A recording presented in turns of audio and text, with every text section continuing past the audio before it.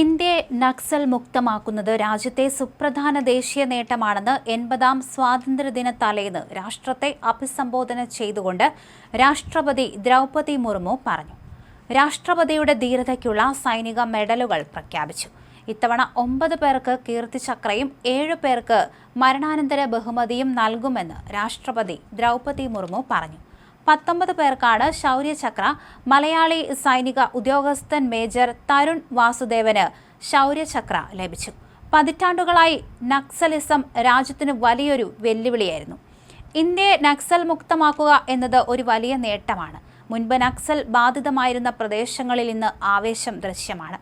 ഈ മേഖലകളിൽ സർവ്വതല സ്പർശിയായ വികസനം നടന്നുവരികയാണ്, രാഷ്ട്രപതി പറഞ്ഞു.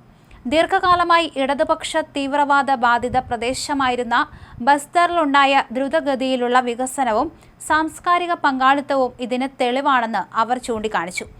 ഓരോ സ്വാതന്ത്ര്യദിനാഘോഷത്തിനും മുന്നോടിയായി നടക്കാറുള്ള വാർഷിക സന്ദേശമാണിത്. ഓഗസ്റ്റ് 15-ന് ന്യൂഡൽഹിയിലെ ചെങ്കോട്ടയിൽ പ്രധാനമന്ത്രി ദേശീയ പതാക ഉയർത്തുകയും രാജ്യത്തെ അഭിസംബോധന ചെയ്യുകയും ചെയ്യുന്നതാണ് പ്രധാന ചടങ്ങ്.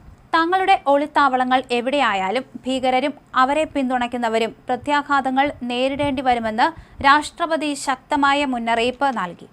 ഭീകരവാദ ശൃംഖലകൾക്കെതിരെ കൃത്യതയോടെ തിരിച്ചടി നൽകാനുള്ള ഇന്ത്യൻ സായുധ സേനയുടെ ശേഷിയാണ് ഓപ്പറേഷൻ സിന്ദൂർ തെളിയിച്ചതെന്നും അവർ പറഞ്ഞു. ഭീകരവാദത്തെ പ്രോത്സാഹിപ്പിക്കുന്ന രാജ്യവുമായുള്ള സിന്ധു നദീജല കരാർ താൽക്കാലികമായി റദ്ദാക്കിയത് ദേശീയ താൽപര്യങ്ങൾ മുൻനിർത്തിയുള്ള, പ്രത്യേകിച്ച് കർഷകർക്ക് ഗുണകരമാകുന്ന നിർണായക ചുവടുവെപ്പാണെന്ന് അവർ പറഞ്ഞു. ഇന്ത്യയും പാകിസ്ഥാനും തമ്മിലുള്ള സിന്ധു നദീജല വിതരണം നിയന്ത്രിക്കുന്ന കരാറാണിത്. പഹൽഗാം ഭീകരാക്രമണത്തെ തുടർന്ന് പാകിസ്ഥാനെതിരെ സ്വീകരിച്ച ശക്തമായ നടപടികളുടെ ഭാഗമായാണ് ഇന്ത്യ ഈ കരാർ താൽക്കാലികമായി റദ്ദാക്കിയത്.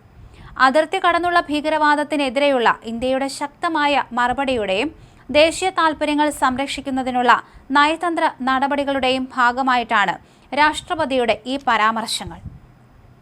2047ഓടെ ഇന്ത്യയെ വികസിത ഭാരതമാക്കി മാറ്റുക എന്ന ലക്ഷ്യത്തോടെയാണ് നാം മുന്നോട്ടു പോകുന്നത്. പൊതുപരീക്ഷകളിൽ പരിഷ്കാരങ്ങൾ വരുത്താനും അഴിമതി തടയാനും യുവാക്കൾക്കായി സുതാര്യത ഉറപ്പാക്കാനും സർക്കാർ സമഗ്രമായ നടപടികളാണ് സ്വീകരിക്കുന്നത്.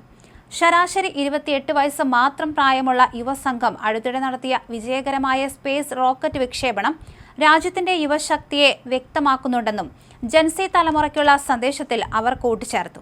സാമ്പത്തിക ശേഷിയുടെ കുറവ് കാരണം ആർക്കും നീതി നിഷേധിക്കപ്പെടുന്നില്ലെന്ന് ഉറപ്പാക്കേണ്ടത് ജുഡീഷ്യറി മേഖലയുമായി ബന്ധപ്പെട്ട ഓരോ വ്യക്തിയുടെയും കടമയാണെന്ന് രാഷ്ട്രപതി അഭിപ്രായപ്പെട്ടു.